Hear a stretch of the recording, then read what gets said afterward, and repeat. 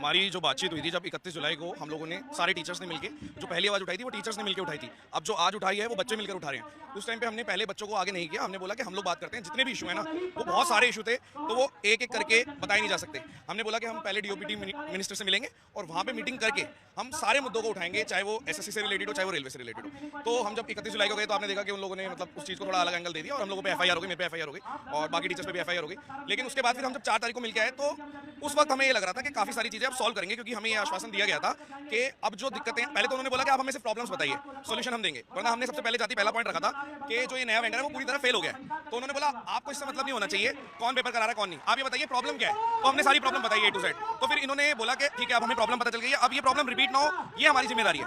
और 4 तारीख को मिले, 6 तारीख से फिर स्टेनो का पेपर स्टार्ट हो गया, सेम प्रॉब्लम रिपीट होने लग गई, क्योंकि वो जो प्रॉब्लम है वो इतनी जल्दी सॉल्व नहीं हो सकती, आप इतनी जल्दी सेंटर अच्छे नहीं कर सकते, क्योंकि मेन जो कोर प्रॉब्लम है वो सेंटर है, क्योंकि सेंटर पे इशू हो रहे हैं, जो भी धांधलेबाजी हो रही है वो सेंटर पे ही हो रही है। अगर सेंटर इतनी दूर दूर पड़ेंगे और उसके बाद भी बच्चे पहुंचते हैं और वहाँ पे अगर ये कैंसिल कर देंगे एग्जाम, तो वो अगर आपको सही भी करना है तो 2 दिन में नहीं होगा। तो स्टेनो का पेपर हो गया तो दोबारा से वो सारी प्रॉब्लम रिपीट हुई। अब इन्होंने क्या किया, इन्होंने बोला ठीक है जो हमारा पहला पेपर हुआ था सिलेक्शन पोस्ट का, उसके हम देखेंगे कि 50-60 हज़ार बच्चे हैं जिनको प्रॉब्लम है, उनका री एग्जाम करा देंगे तो आपको दिक्कत नहीं होनी चाहिए। हमने बोला वो कैसे पता लगाओगे आप, इन्होंने बोला हम देख लेंगे, हमारे पास ऐसा सिस्टम है, हम पता लगा लेंगे किस किसके पेपर में दिक्कत हुई थी।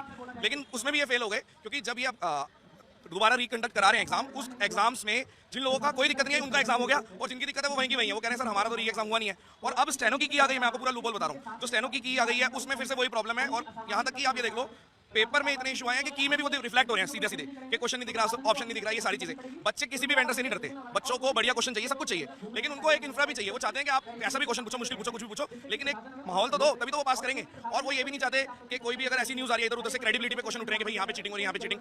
तो जब बच्चे तैयारी कर रहे होते हैं उन्हें इस टाइप की न्यूज बिल्कुल पसंद नहीं है और वो चाहते भी नहीं कि ऐसा कुछ होगा कि जो भी गरीब घर का बच्चा है वो उसको पता है कि कोई धांधलेबाजी नहीं होगी और उसकी जॉब लगनी चाहिए।